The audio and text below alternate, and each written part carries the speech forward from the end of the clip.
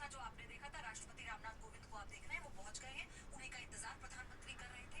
उनके आने के बाद श्रद्धांजलि दी जाएगी। और रक्षा मंत्री राजनाथ सिंह, उपराष्ट्रपति वेंकैया नायडू को आप देख रहे हैं, जेपी नड्डा प्रदेश राष्ट्रीय अध्यक्ष उनके साथ हैं।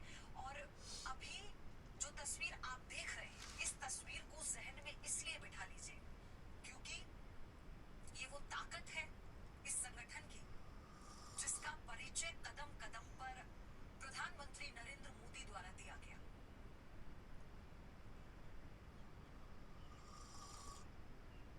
राष्ट्रपति का इंतजार प्रधानमंत्री कर रहे थे और उन्हें रिसीव किया वहां पर समाधि स्थल पर। और अब श्रद्धा सुमन अर्पित करेंगे और फिर जो श्रद्धांजलि सभा है कुछ समय के लिए वो की जाएगी, यानी अटल जी को याद किया जाएगा।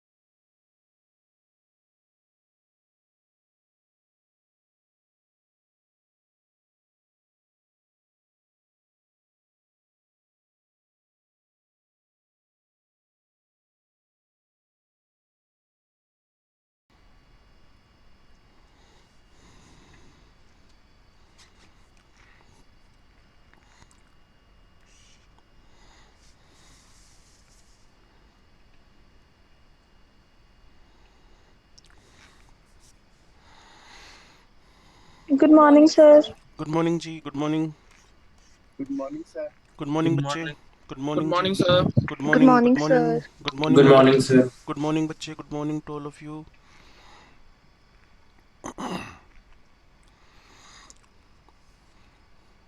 Good morning sir. Good morning बच्चे। क्वेश्चन वगैरह किए इसके? Yes sir.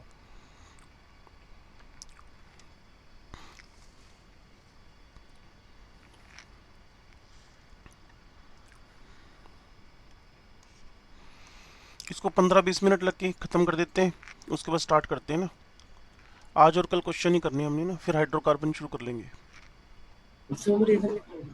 क्या कह रहा है अमन? अभी 6 दिन और है हमारे पास, हाइड्रोकार्बन्स करने हैं ना। आइसोमरिज्म का मैंने बताया था ना, टोटोमरिज्म कर लेंगे स्पेशली उसके अंदर से।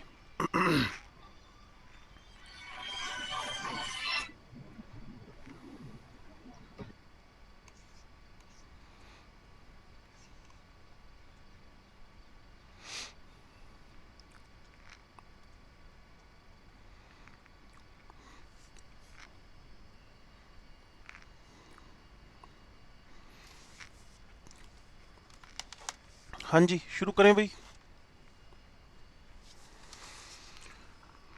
डिस्कशन हो रहा था आपके पास कार्बीन्स का ना। Yes sir. तो कार्बीन्स में मैंने आपको बताया था, ये जो कार्बीन है डाइवेलेंट आपके पास स्पीसीज है, इसके अलावा इस पे कंप्लीट ये इलेक्ट्रॉन का सेट होएगा। वो इलेक्ट्रॉन का सेट किस फॉर्म में है उससे डिसाइड होएगा कि ये सिंगलेट है या ट्रिपलेट है। इलेक्ट्रोफाइल तो है ही, 6 इलेक्ट्रॉन है इसलिए लुईस एसिड है।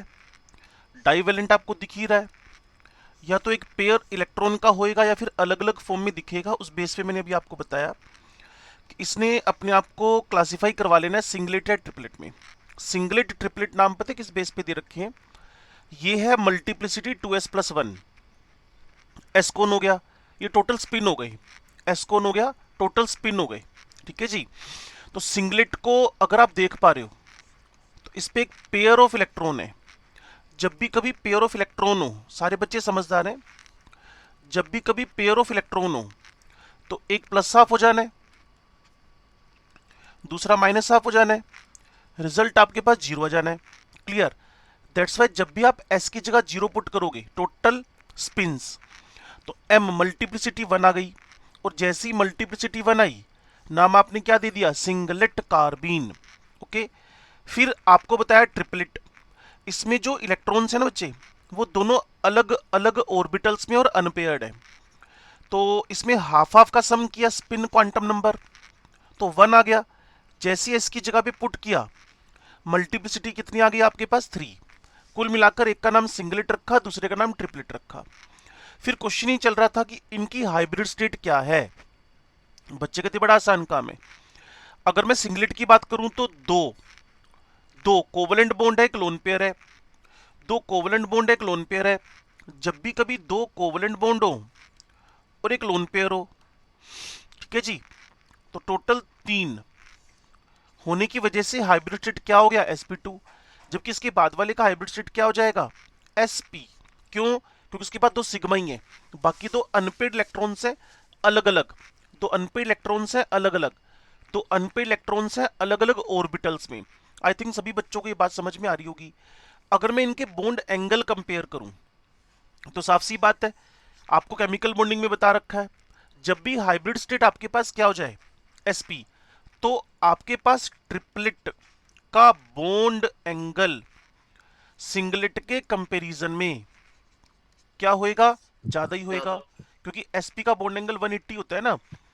तो इसका जो बॉन्ड एंगल है, इसका जो बॉन्ड एंगल है, इसका जो बॉन्ड एंगल है ट्रिपलेट का, वो कंपेरेटिवली ज्यादा हो गया है। बुक टू बुक वेरी करता है, कोई 177 लिखता है, कोई 167 लिखता है, कोई 171 लिखता है, मतलब 180 के अप्रोक्स मान सकते हो आप लोग। तो बोन एंगल ट्रिपलेट का सिंगलेट से ज्यादा है, क्योंकि हाइब्रिड स्टेट उसकी क्या आ रही है, sp। अगर आपको ये बात समझ में आई तो अब ध्यान से सुनने और समझने वाली बात पता है क्या है। आपने बैक बॉन्डिंग और बैक डोनेशन का कॉन्सेप्ट तो सुना होगा। जब मैं आपको फिनोल चैप्टर करवा रहा हूंगा ना, जब मैं आपको फिनोल चैप्टर करवा रहा हूँ तो वहां आपके पास, जब फिनोल चैप्टर करवा रहा हूँ तो एक रिएक्शन आएगी रिमर्टिमान रिएक्शन, RIEMERTIEMANN, वहां जाके नाम भी लिखेंगे। वहां एक स्पीसीज बनती है, इसीलिए हम पढ़ाते हैं इसको, डाई क्लोरोकार्बीन। ठीक है जी। इसी के पैरेलल में मैं लिख देता हूं CFF। ठीक होगी बात। इसको बोल दिया डाई फ्लोरोकार्बीन। ध्यान से सुनना। और बैक डोनेशन का कॉन्सेप्ट बड़ा आपको हेल्प करेगा। बच्चे है क्या, अगर मैं इस कार्बन की बात करूं और इसको क्या बना लेता हूं, ट्रिपलेट कार्बिन, सॉरी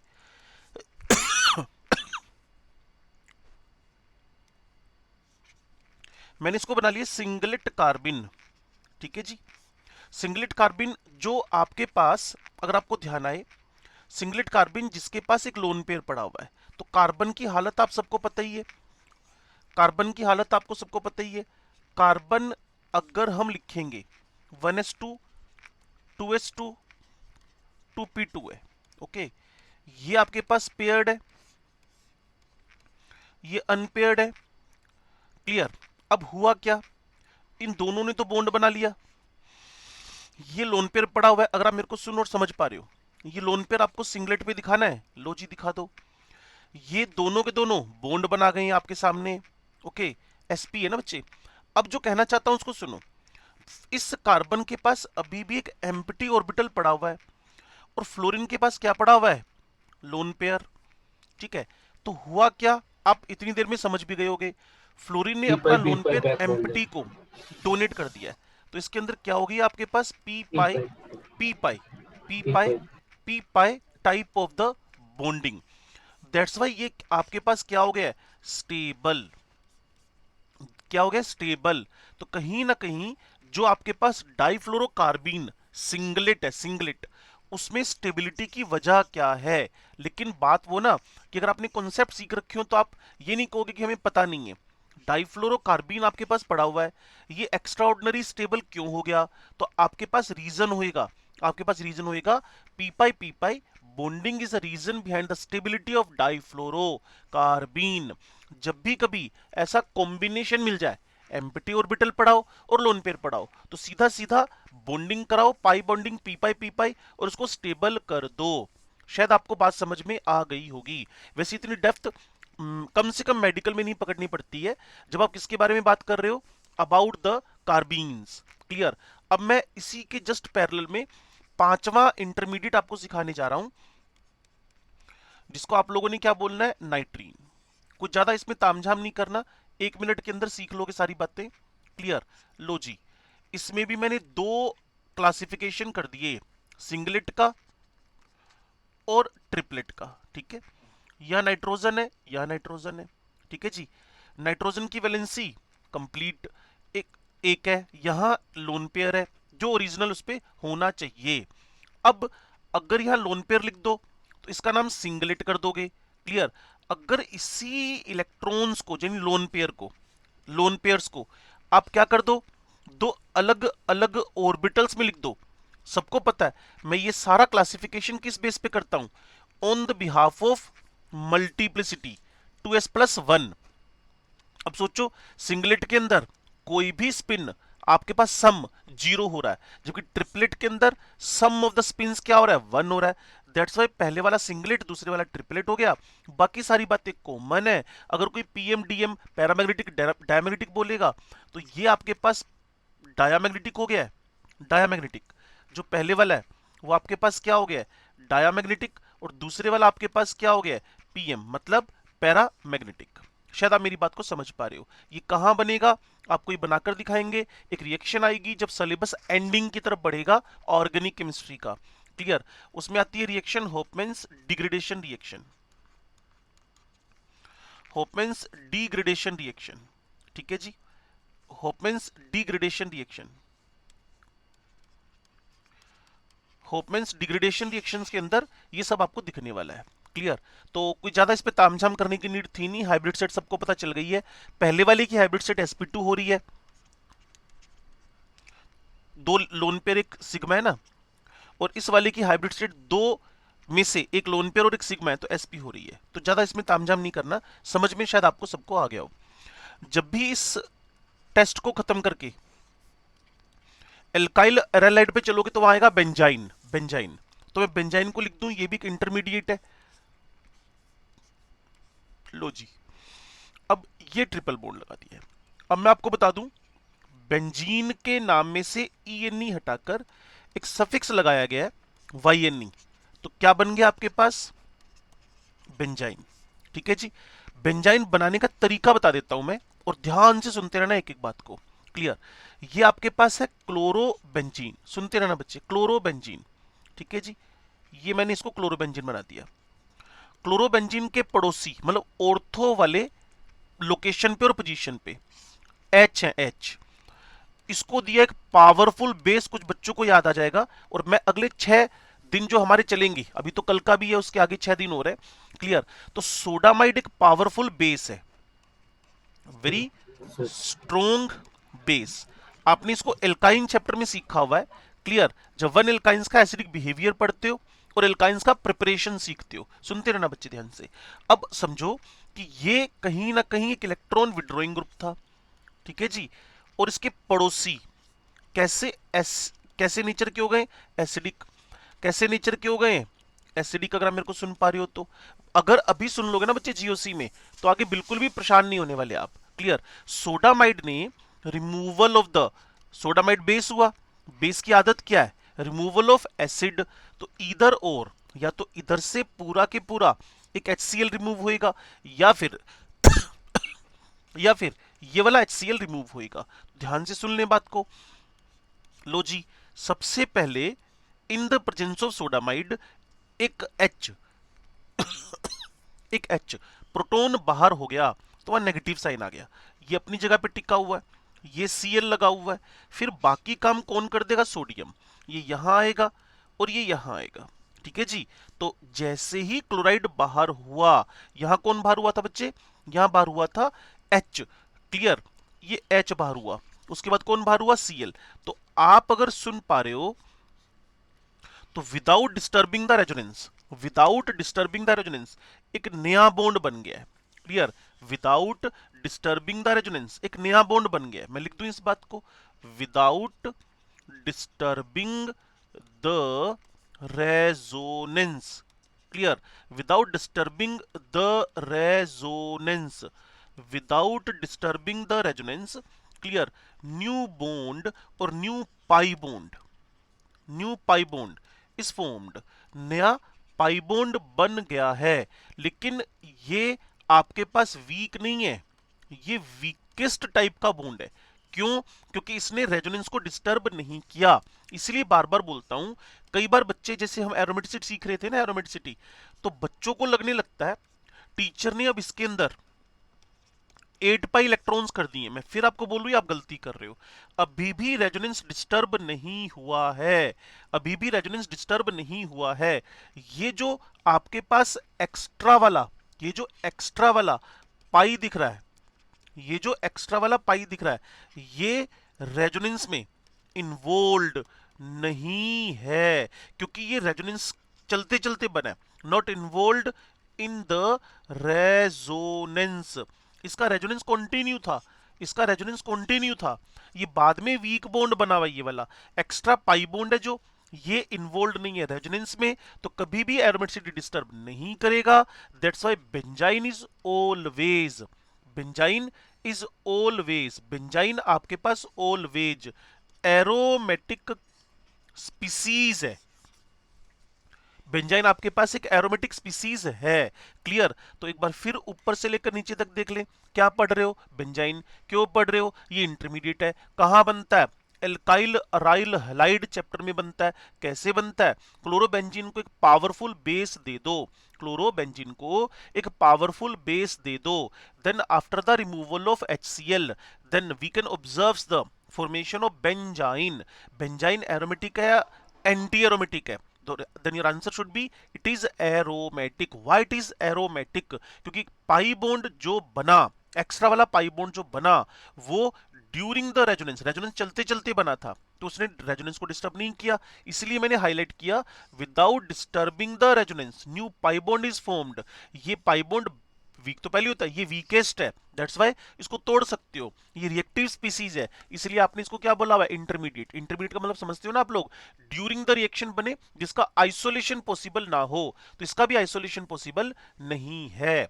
ये आपके पास 6 इंटरमीडिएट्स थे जो आपने सीक्वेंस में स्टेप टू स्टेप सारे पढ़े हैं। अगर बेंजाइन में अभी भी कोई डाउट हो तो आप मेरे से डिस्कशन कर सकते हो।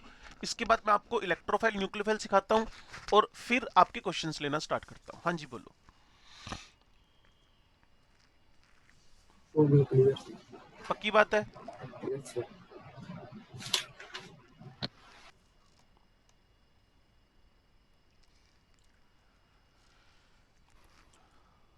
श्योर है आप लोग? तो आगे बढ़ूं? Yes sir. बाकी सो रहे हैं क्या? Yes, sir. ओ तेरी ये अमृत का, मैंने कहा सो रहे हैं क्या, अमृत कहता हाँ जी सो रहे हैं जी। नहीं सर, वो नेट स्लो है ना थोड़ा। ओके, तो समझ में आ गई बातें सारी क्या? हाँ जी सर। चलो लास्ट एंड फाइनल जो हमें पहले डिस्कशन करना चाहिए था, रिएजेंट्स। ठीक है, रिएजेंट्स के टाइप, इलेक्ट्रोफाइल और दूसरा आपके पास कौन है जी, न्यूक्लियोफाइल।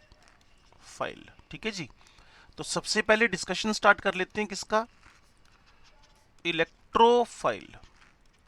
इलेक्ट्रोफाइल का मतलब क्या है, इलेक्ट्रॉन लविंग एजेंट और रिएजेंट। इलेक्ट्रॉन लविंग एजेंट और रिएजेंट। इलेक्ट्रॉन लविंग मतलब ये क्या होएगा, सारे बच्चे जानते हैं, इलेक्ट्रॉन डेफिशिएंट। ठीक है जी, इलेक्ट्रॉन डेफिशिएंट। अब इसको अगर आपने कैटेगराइज करना है तो एक तो ये हो सकता है आपके पास पॉजिटिवली चार्ज्ड, दूसरा आपके पास हो सकता है न्यूट्रल। और मैंने आपको लास्ट ईयर भी इसका एक सिंपल सा ट्रिक बताया था, अगर न्यूट्रल चाहिए तो इसके पास होने चाहिए एम्प्टी ऑर्बिटल्स।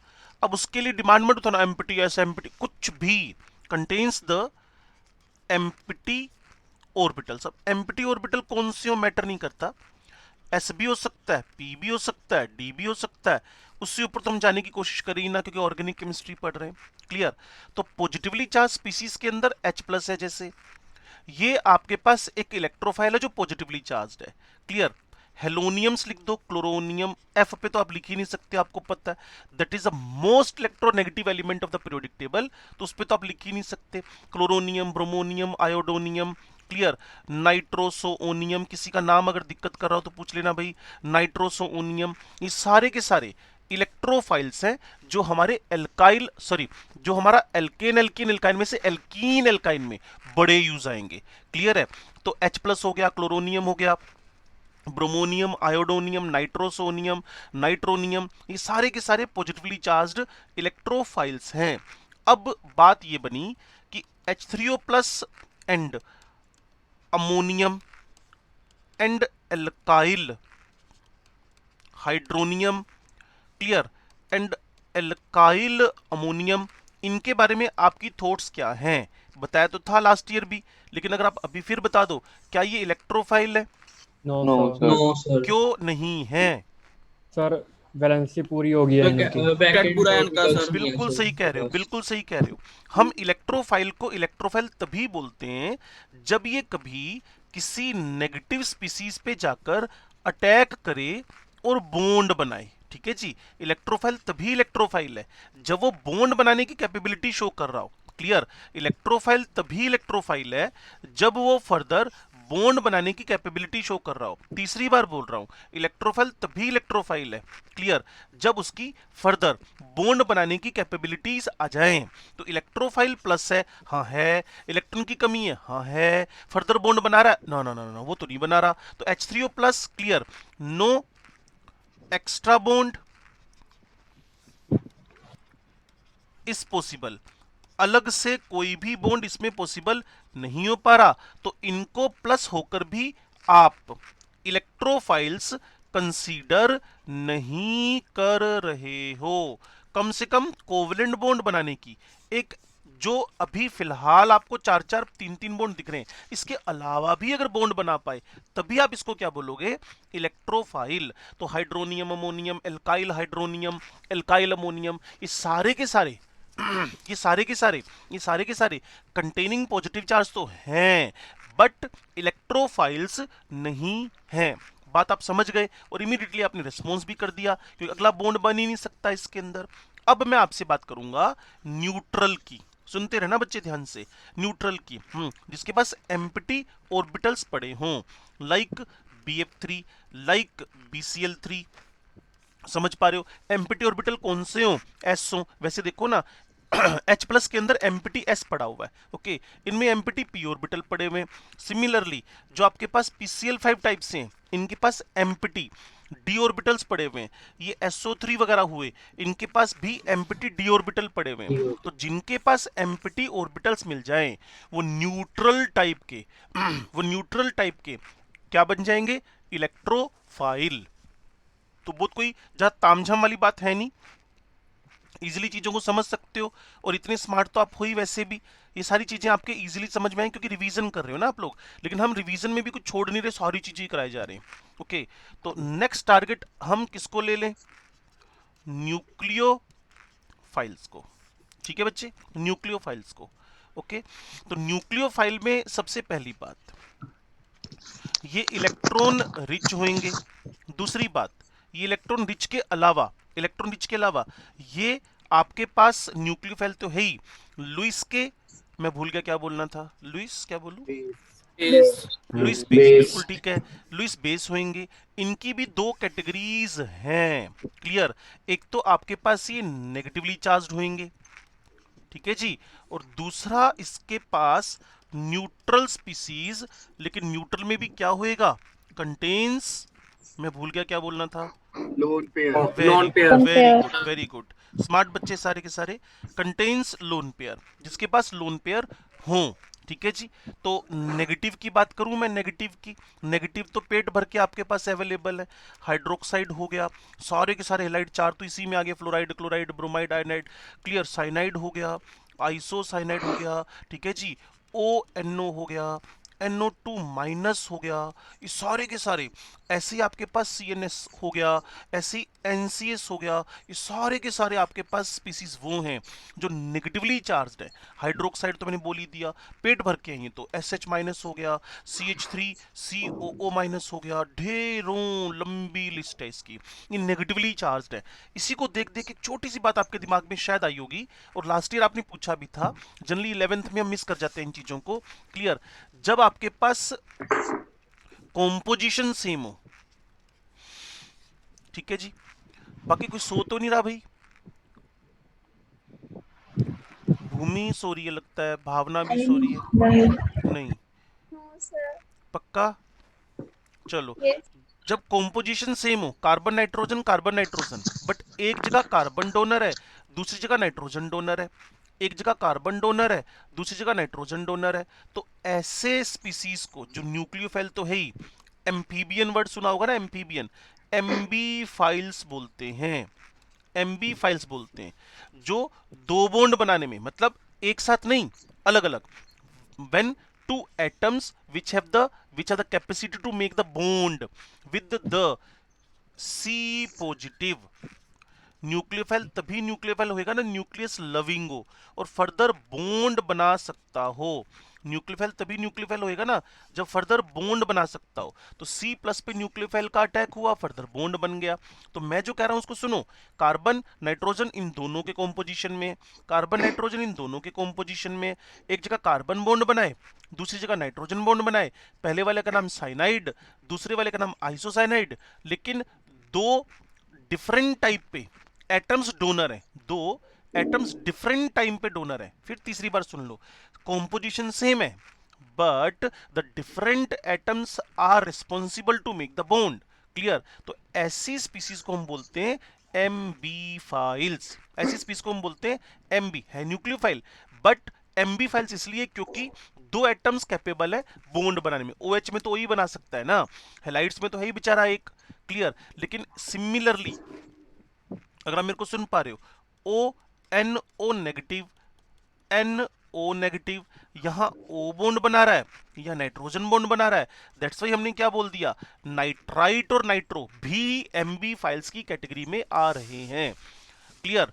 एमबी फाइल्स की कैटेगरी समझ गए हो। एम्फीबियन बंदा एक ही है, जैसे फ्रोग हो गया। क्लियर। पानी में भी रहता है और जमीन पे भी रहता है, तो आपने क्या रख दिया उसको, एम्फीबियन। मैंने कुछ गलत तो नहीं बोल दिया, वैसे ही मैंने तो बोल दिया एम्फीबियन। फ्रोग एम्फीबियन ही है ना शायद। Yes sir. सही है। सही सही बोला मैंने। Yes sir. थैंक यू मेरे नॉलेज को अप्रिशिएट करने के लिए। क्लियर।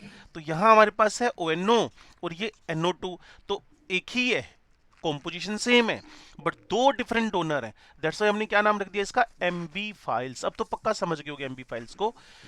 अब न्यूट्रल वालों को देखें तो बच्चे ज्यादा समझदार हैं, सीधे सीधे आंसर लिखना शुरू करेंगे इसके। वोटर हो गया, ROH हो गया, ROR हो गया।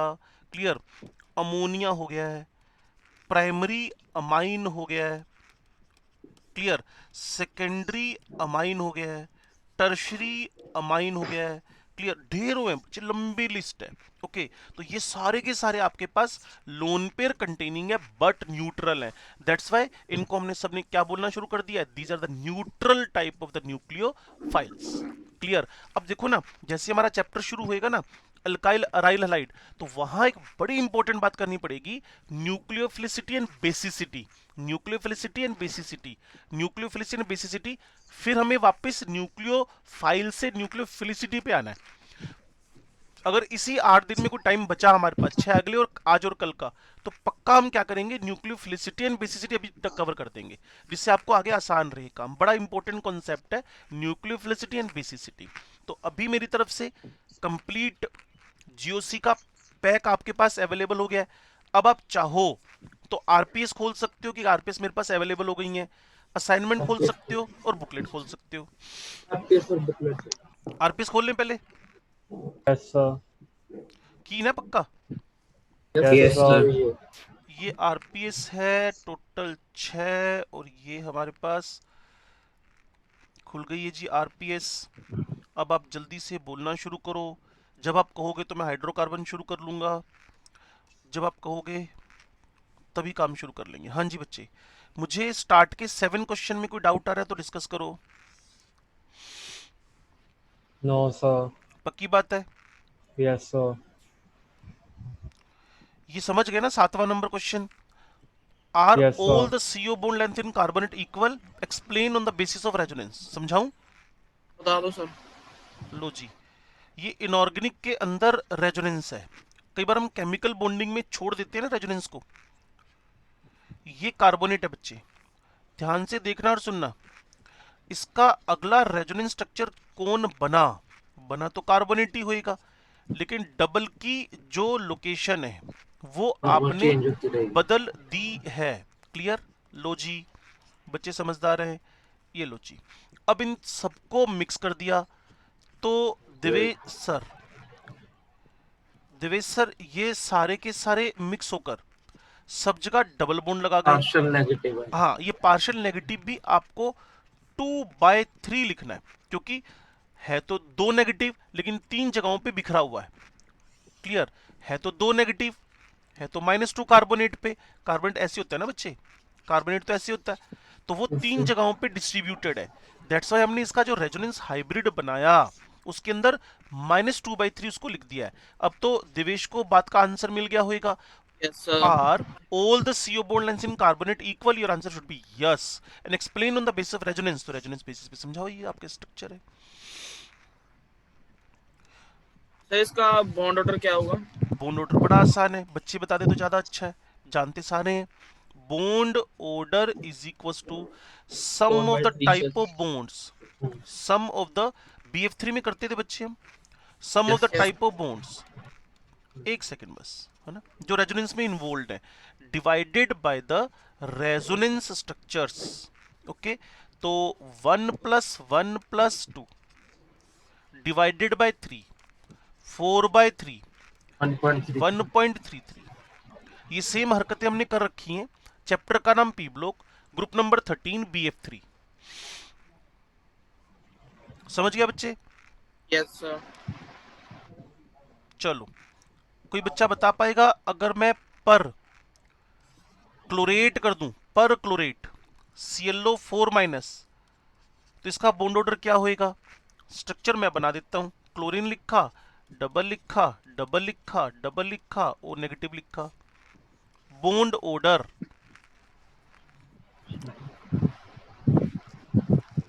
स्मार्टली हैंडल करो। बॉन्ड ऑर्डर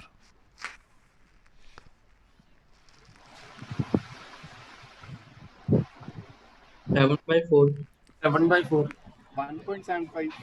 7/4 आंसर परफेक्ट है सभी बच्चों का, जितनी आवाजें मुझे आई हैं। Yes, clear? sir. 1.75 2 + 2 + 2 + 1 clear. 7/4 it is 1.75, बिल्कुल परफेक्ट आंसर है। लो जी, आगे बच्चे 8, 9, 10, 11 के बारे में डिस्कस करना चाहते हैं। 8, 9, 10, 11 No, sir. No No, sir. sir. अगले 18 नंबर तक। No, sir. No, no sir. Sir. No sir. Confident हो पक्का? Yes, sir. Yes Yes, sir. sir. चलो बढ़िया बात है, वेरी वेरी गुड।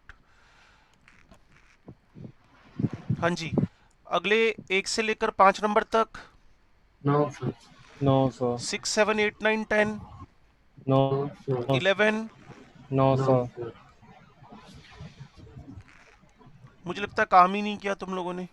Yes. 11 का सर। Yes. ओए ओए, पीछे चली गई दुनिया, देखो अब। हाँ भाई बोल। सर 11 का पहला पॉइंट बताना सर एक बार। सर इसका गलती यही है, अभी प्रोपोर्शन लिखा है, इन्वर्सल लिखना हाँ हाँ चाहिए हाँ, अपने। बिल्कुल सही है, बिल्कुल सही है। समझ गया। Contributing structures contribute to the resonance hybrid in proportion of the, ना ना ना ना proportion of their energy नहीं। मान लो जिसकी एनर्जी ज्यादा है वो ज्यादा कंट्रीब्यूट कर रही है तो गलत बात होगी ना। कम याद कर, करेगा. मैंने ड्यूरिंग डिस्कशन भी नाम लिया था इस क्वेश्चन का, है ना। Yes, sir. कम एनर्जी वाला करेगा ज्यादा ज्यादा कंट्रीब्यूट। कंट्रीब्यूट करेगा ना। Hmm. ये गलत बात है ये वाली तो। सर हो गया मैंने भाई? वो सुना भी प्रोपोर्शन तो है ही, मतलब उसके पर इसके लिए गलत हो गई, इन्वर्स नहीं लिखा उसके। हाँ, कंट्रीब्यूटिंग को प्रोपोर्शन की जगह इनवर्सली होना चाहिए था ना, inverse to their energies. Yes sir, ठीक है सर। हाँ अभी स्टार्ट के 5 क्वेश्चन। No, sir. 8 नंबर तक, No, sir. नो 15 नंबर सर। तक। No, sir. सर 8 बता दो एक बार। 8 तो बच्चे ही बता देंगे। हाँ भाई बताओ कोई। Negative I. हाँ जी,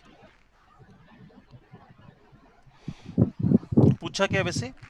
Negative I covered. नेगेटिव आई, बताओ जी नेगेटिव आई। फ्लोरीन का सबसे ज्यादा होगा। Fluorine. फ्लोरीन, फ्लोरीन का ईएनसी सबसे ज्यादा है। फ्लोरीन कहाँ गया भाई? ये गलत हो गया, ये गलत हो गया, ये 2 बच गए। अब बोलो, आगे बोलो भी, आगे बोलो। Negative OR. उससे पहले एक सर छोटी सी, हाँ हाँ बोलो बोलो। सर जो ओ आर है उस पे अगर आर ग्रुप है वो प्लस आई लगाएगा तो ओ पे चार्ज जो बढ़ जाएगा, वो हम्म ज्यादा इलेक्ट्रोनेगेटिव हो जाएगा। हम्म।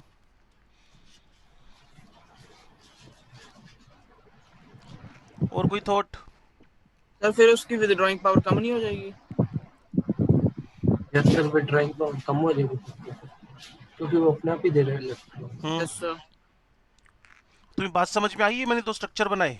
अगर मेरे से कोई plus M effect of the alkoxy और हाइड्रोक्सी पूछेगा, ध्यान से सुनना बच्चे, ये दोनों कवर करते हैं, आराम से कवर कर लोगे। इन दोनों में से प्लस एम पूछे कोई, इन दोनों में से प्लस एम पूछे कोई, इन दोनों में से प्लस एम पूछे कोई, तो आपको पता है प्लस एम किसका ज्यादा बताना है, ओ आर का या ओ एच का? OH का. ओ एच का। क्यों ज्यादा बताना है? क्यों ज्यादा बताना है? क्योंकि ये बॉन्ड डिसोसिएट कर सकता है और ये वाला बॉन्ड डिसोसिएट नहीं कर सकता। इस पे परमानेंट पॉजिटिव चार्ज आ जाएगा, जबकि इस पे परमानेंट पॉजिटिव चार्ज नहीं आ सकता। जैसे ही पॉजिटिव चार्ज आएगा it is capable to remove that positive charge. अगर मैं एल्कोक्सी की बात करूं और हाइड्रोक्सी की बात करूं, किसका पॉजिटिव एम ज्यादा है? गलती से भी आप नहीं बोलोगे कि ओ आर का ज्यादा है। आपके अकॉर्डिंग भी तो ओ आर का ज्यादा होना चाहिए क्योंकि आर का पॉजिटिव इंडक्शन है। आपके अकॉर्डिंगली तो OR का होना चाहिए क्योंकि उस पे R का पॉजिटिव इंडक्शन है, लेकिन किसका ज्यादा होता है आपके पास, that is of the OH का positive induction, sorry positive mesomeric effect ज्यादा है। तो अगर आप अभी भी मेरी बात को नहीं समझ पाए कि OH OR में से कौन विनर है, तो आप इसको एक बार ध्यान से देखो, आंसर मिल जाएगा आपको कि OH में डिसोसिएशन की पॉसिबिलिटीज हैं, जबकि OR में डिसोसिएशन की पॉसिबिलिटीज नहीं है। O पे परमानेंट पॉजिटिव चार्ज आ जाएगा, जबकि OH के O पे परमानेंट पॉजिटिव चार्ज नहीं आएगा।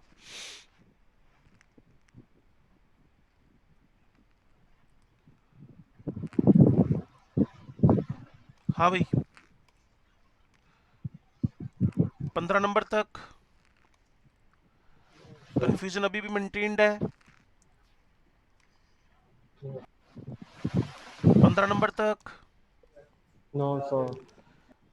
दिवेश का कंफ्यूजन अभी भी मेंटेन्ड है। सर थोड़ा बहुत है सर। कैसे बता? सर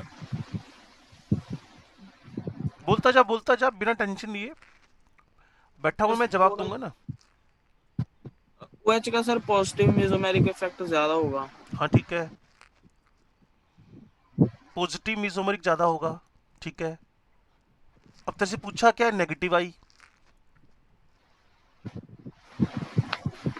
ये दोनों यूनिवर्स चलते हैं ना एक दूसरे के। Yes sir. बात ठीक खत्म, है। ठीक होगी अब तो बात। Yes sir. चल हाँ जी, अगला RPS 4 है, स्मार्टली हैंडल करो और फास्ट हैंडल करो। हाँ जी, 1 से 12 तक।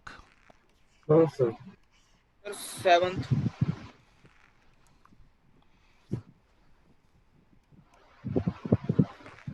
सेवेंथ है, among the following alkenes one butene 6-2-ब्यूटीन ट्रांस-2-ब्यूटीन डिक्रीजिंग। आ जाओ जी, इस पे काम कर लेते हैं। ये टॉपिक भी हमारा हाइड्रोकार्बन में वापस आना था, चलो कोई नहीं, समझ लो। मेरे पास टॉपिक है हाइपर कॉन्जुगेशन, मेरे पास टॉपिक है हाइपर कॉन्जुगेशन, सर ठीक आ है। गया। सुन सुन सुन सुन सुन, कोई ज्यादा नहीं, जिनको नहीं आया उनको समझा देते हैं, क्योंकि 5-4 बच्चे ही बोल रहे हैं, बाकियों ने काम या तो किया नहीं होगा या फिर आ गया होगा। हाइपर कॉन्जुगेशन के थ्रू हम स्टेबिलिटी एक्सप्लेन करते हैं, क्लियर ना।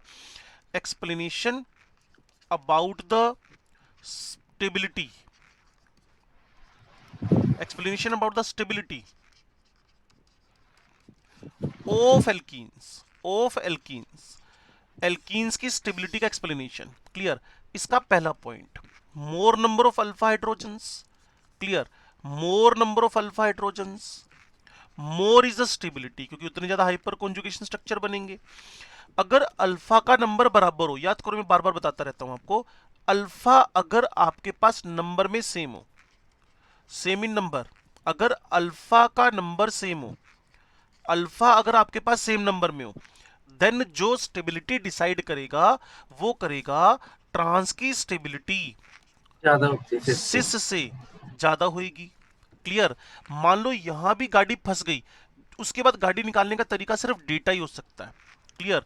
वो आपके पास है हीट ऑफ हाइड्रोजनेशन, ये सारी बातें मैंने आपको लास्ट ईयर भी बताई थी, हीट ऑफ हाइड्रोजनेशन, ठीक है जी। वैसे तो 99% गाड़ी से बाहर आ जाती है हमारी फंसी हुई, 99% तक, फिर भी फंस जाए तो हीट ऑफ हाइड्रोजनेशन तो डेटा बेस है, इसका डेटा तो आपको थर्मोडायनेमिक्स से मांगना ही पड़ेगा, ये डेटा बेसिस है। तो जिसका heat of hydrogen inverse relation है, इथीन का हीट ऑफ हाइड्रोजनेशन और 2-ब्यूटीन का हीट ऑफ हाइड्रोजनेशन में हीट ऑफ हाइड्रोजनेशन ऑफ 2-ब्यूटीन आपके पास लेस है, ज्यादा स्टेबल है। हाँ जी। अब तो क्लियर होगी बात बच्चे। Yes sir.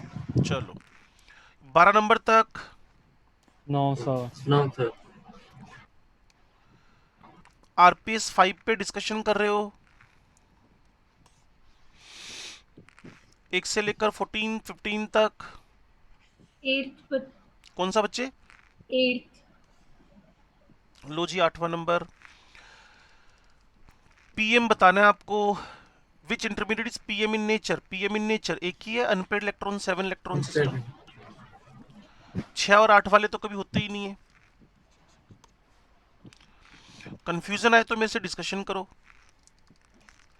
जिसके पास भी 7 इलेक्ट्रॉन सिस्टम है, जिसके पास भी अनपेड इलेक्ट्रॉन्स हैं, वो सारे के सारे PM है। नितिशा, क्लियर हुई बात? यस सर यस 15 नंबर तक। सर 10th का सेकंड पॉइंट। 10th का सेकंड पॉइंट करेक्ट पूछ रहा आपसे वो ना, correct. It is PM in character, yes. Neutral electrophile, तो न्यूट्रल ही है, 7 इलेक्ट्रॉन सिस्टम है, तो कोई प्लस माइनस तो दिख ही नहीं रहा। Formation takes place by the homolytic fission, ठीक है। ऑल आर करेक्ट, ये भी ठीक है, तो फाइनल आंसर 4th आ गया। ओके। ये क्या आपको कोई चार्ज्ड स्पीसीज लग रही है?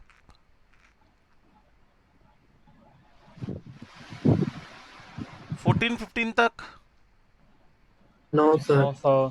Last and final RPS. हाँ जी, 1 से 5 तक। No sir.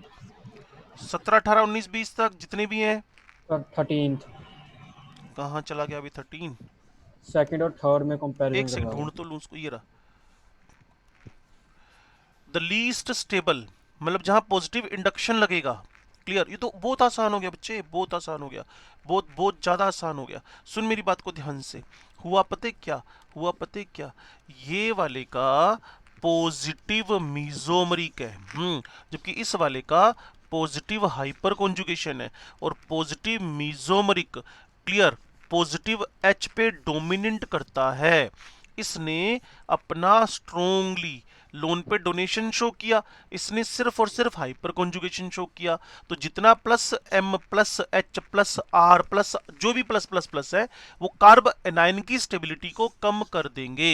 अगर आप इसका आंसर की सीक्वेंस बनाना चाहते हो, तो मेरे पास जो हाईली स्टेबल है वो है first, then fourth, then 3, then 2। बोलो जी। यस सर ठीक है, आ गया 14 15 16 17 18। No sir. सर 18 का सेकंड और fourth point. Potential energy diagram for the reaction intermediates is given below, then identify incorrect, गलत क्या है? क्लियर, पोटेंशियल एनर्जी है और इधर आपके पास इंटरमीडिएट्स हैं। Clear, curve A is for the neopentyl, ये आपका नियोपेंटाइल है। Yes sir. And B for the benzyl, तो बहुत ज्यादा स्टेबल है due to resonance. Yes. C is for the, ये इधर भी है, तो 2 4 5 ही है सेकेंडरी टाइप का, लेकिन पर्टिकुलर नेम नहीं इसका कॉमन, ये टर्शरी ब्यूटाइल है। चाहते क्या है भाई साहब हमसे? वो कह रहा है कि इनकरेक्ट, ए हमारे पास लेस एनर्जी का है, ए हमारे पास लेस एनर्जी का नियोपेंटाइल। More stable. क्लियर, तो ये मोर स्टेबल, तो गलत हो गया ना ये स्टेटमेंट तो। Yes sir. Yes sir. Sir second और फोर्थ में सर अभी स्टेबिलिटी ज्यादा किसकी होगी? अभी करते हैं, एक सेकंड सबको समेट लेता हूं मैं। तो ये स्टेटमेंट तो फॉल्स हो गया पहले वाला, तो वो कह रहा है कर्व ए लेस एनर्जी का और वो नियोपेंटाइल का। मैंने कहा ना ये पॉसिबल नहीं हो सकता। अच्छा जी, curve B for the benzyl, B की एनर्जी थोड़ी सी बढ़ गई है। क्लियर, और जबकि स्टेटमेंट हमारे पास कहीं ना कहीं बेंजाइल के लिए कर्व बोल रहा है बी, तो नहीं इससे भी ज्यादा स्टेबल कुछ ना कुछ होएगा। क्लियर, वो कह रहा है कि curve A for the tertiary butyl, tertiary butyl तो स्टेबल है ही, और इससे ज्यादा, इससे थोड़ा सा कम स्टेबल आपके पास कौन आ गया है? बेंजाइल आ गया। और सी किसके लिए दे रखा है? इसमें हाईली पॉजिटिव इंडक्शन दिखा रखा है ना, एनर्जी थोड़ी सी बढ़ गई लेकिन सेकेंडरी है। अब बोलना बच्चे, मैं फिर उसके बाद बात करूंगा तेरे से, सुन बोलना सर अमृत। सर टर्शरी ब्यूटाइल और बेंजाइल है जो, हम्म। इन दोनों में से रेजोनेंस फैक्टर ज्यादा वो नहीं करेगा बच्चे डोमिनेंट? पता नहीं इसमें जब ये दोनों की लड़ाई शुरू होती है ना, इन दोनों की पर्टिकुलर लड़ाई शुरू होती है, तो कहीं ना कहीं जो फैक्टर लग रहा होता है, देखो यहाँ एक हाइड्राइड एफिनिटी करके भी आता है, जनरली मैं क्लासेस में बोला करता हूँ इसको। ये C+ हो गया और ये बेंजाइल हो गया, ठीक है। इसके अंदर हाइपर कॉन्जुगेशन भी 9 है, इसके अंदर ये ना बड़े माइन्यूट सी, मतलब यूं मतलब बॉर्डर लाइन पे दोनों के दोनों। जब आप टर्शरी ब्यूटाइल और बेंजाइल की बात करो, जब आप टर्शरी ब्यूटाइल और बेंजाइल की बात करो, तो इन दोनों में से मैं मान रहा हूं इसमें रेजोनेंस हो रहा है, इसमें रेजोनेंस, इसमें इंडक्शन के साथ साथ प्लस एच भी हो रहा है, प्लस एच में भी 9 अल्फा आ रहे हैं। तो बात ये नहीं की, अब सोचो ना कि अगर मैं ये स्ट्रक्चर लेके बैठ जाऊं और बोलो यार इसमें रेजोनेंस रेजोनेंस रेजोनेंस रेजोनेंस है, लेकिन उससे पहले ये भी तो सोचना पड़ेगा ना अपन लोगों को कि कहीं ना कहीं, ये थोड़ा सा करेक्शन, कि इसमें रेजोनेंस रेजोनेंस है कितना, रेजोनेंस है कितना, उससे ज्यादा हो तो इसमें 9 अल्फा हो रहे हैं, पॉजिटिव इंडक्शन लग रहा है, उसको एक्स्ट्रा ऑर्डिनरी स्टेबिलिटी दे रहे हैं। ये ठीक है सर। बॉर्डर लाइन पे जाते हैं, इसको समझाने के लिए एक हाइड्राइड एफिनिटी वर्ड भी जोड़ना पड़ता है, जिसकी हाइड्राइड एफिनिटी ज्यादा उसकी स्टेबिलिटी कम हो जाती है। हाइड्राइड वाला H माइनस के टूवर्ड्स अट्रैक्शन, तो ज्यादा अट्रैक्शन शो करेगा मतलब उसका प्लस ज्यादा है, तो अनस्टेबल है। ठीक है सर। अब कौन सा डॉक्यूमेंट खोलना है भाई, जल्दी से बोल दो। बुकलेट खोलो। हाँ बुकलेट जी, का। Booklet. Booklet booklet booklet booklet booklet कहाँ चली गई, ये होनी चाहिए, यही है। तो इसका फिर पहले पेज से उठा लें वापिस ना। Third part.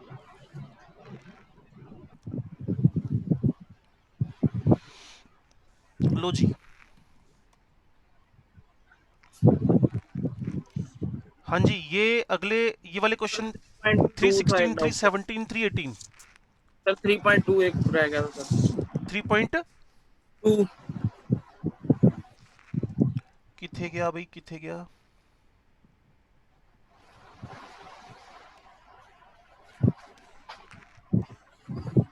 ये वाला यस सर।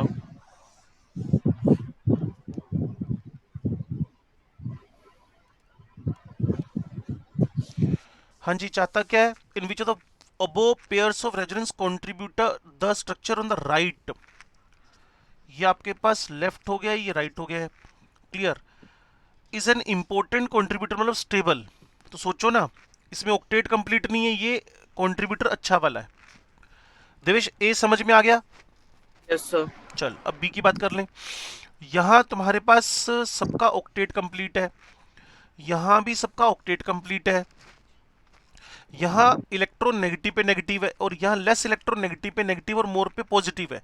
फोन समझ में आता है ना, phone, fluorine oxygen Yes, sir. Nitrogen. अगर सब ऑक्टेट, तो देखो कोवलेंट बॉन्ड वाला फैक्टर भी फेल हो गया, ऑक्टेट वाला भी फेल हो गया, तो कौन पास करेगा, कार्बन पे नेगेटिव है, जबकि कार्बन पे पॉजिटिव और नाइट्रोजन पे नेगेटिव होता तो हम मान लेते हैं कि वो अच्छा कंट्रीब्यूटर है।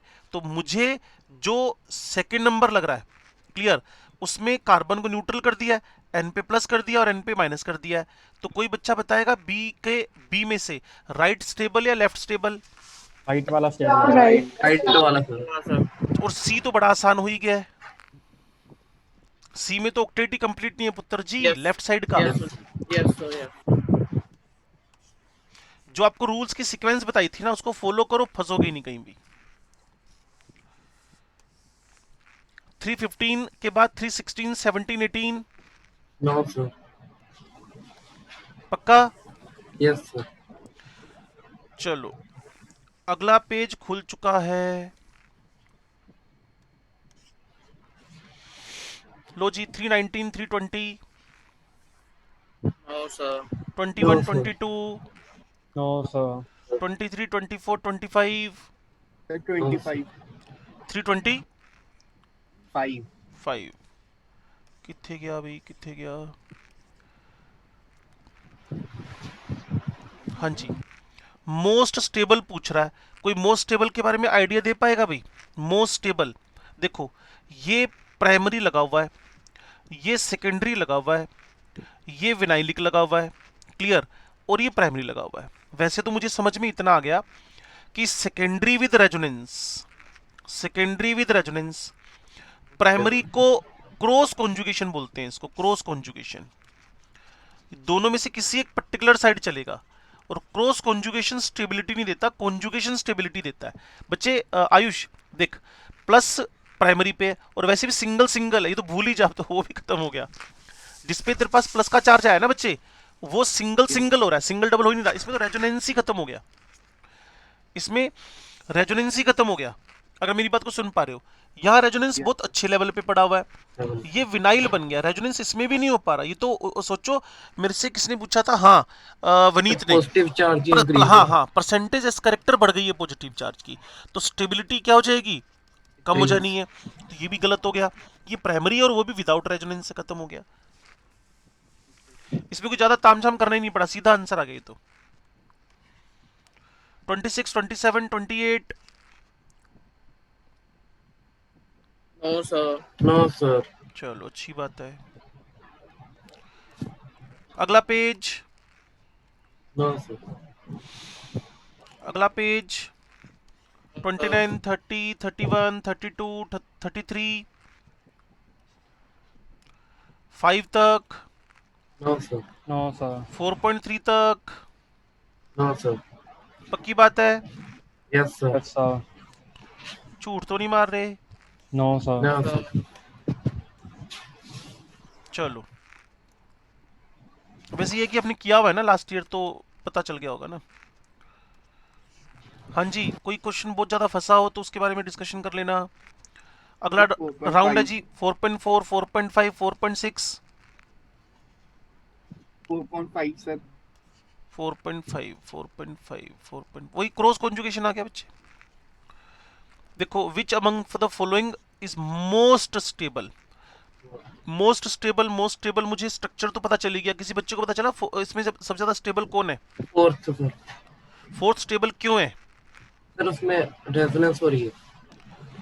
अब थोड़ा सा चेक कर ले, लड़ाई बच्चों की किस किस के साथ हो रही है, चेक करना।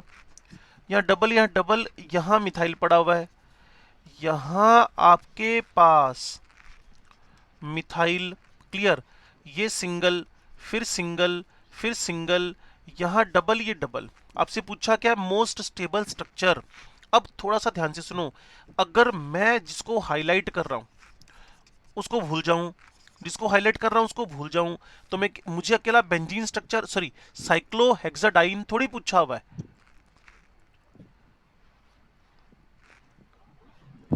अमन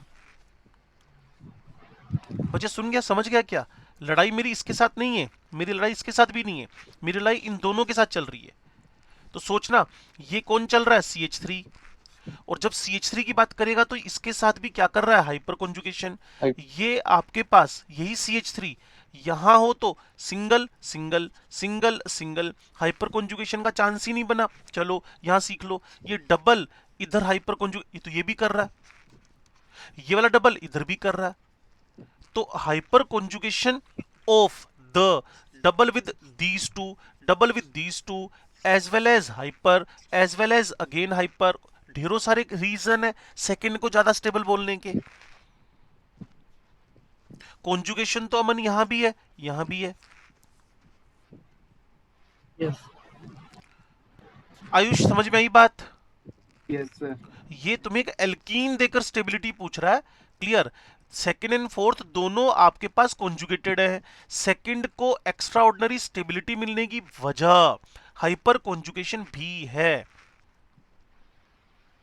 ओके जबकि सर। फोर्थ में हाइपर कॉन्जुगेशन की कमी है, सेकंड में बहुत ज्यादा है। 412 तक बोलो बच्चे फटाफट। No sir. सर हाँ जी बोलो जी बोलो। और असाइनमेंट ले लो उसके बाद।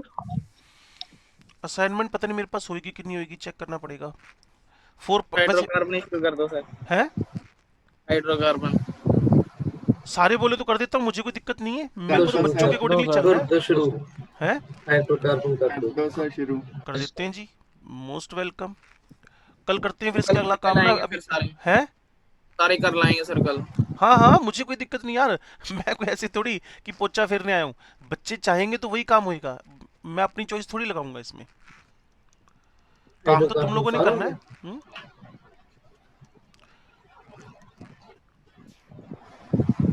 चलो भी, तो कल का टारगेट फिक्स कर लो फिर। सर फिफ्थ पार्ट कर लेंगे। कर देंगे। चलो सर ठीक है, बुकलेट सारी कर लूंगी। चलो ठीक है। वसुधा सुन रही हो बात? हाँ जी सर। चलो नेक्स्ट सर हमारे लेवल पास 2 है, करने के बाद करना है में करना है करना है करना है करना है। सारी बुकलेट सर। हाँ हाँ, लेवल 2 इसमें कर से लेना, कल डिस्कशन नहीं हो अलग बात है, लेकिन लेवल 2 तो हर साल करते ही हैं, तो कह रहा लेवल 2 करना है कि नहीं करना। कल के पर्सपेक्टिव में पूछ रहा है कि वैसे ही पूछ रहा है? कल के पर्सपेक्टिव हाँ में कल सर। के पर्सपेक्टिव में तू मेरे को, मुझे लगा कह रहे लेवल 2 करना है। हम तो फिजिकल केमिस्ट्री हो चाहे इनऑर्गेनिक हो, सबके करते हैं लेवल 2 तो। हाँ जी सुनो भी ध्यान से, हाइड्रोकार्बन्स का डिस्कशन स्टार्ट हो रहा है। पहली बात, जनरल फॉर्मूला आपके पास बताने से पहले बता दूं, मेरे पास इसकी 3 कैटेगरीज हैं। क्लियर?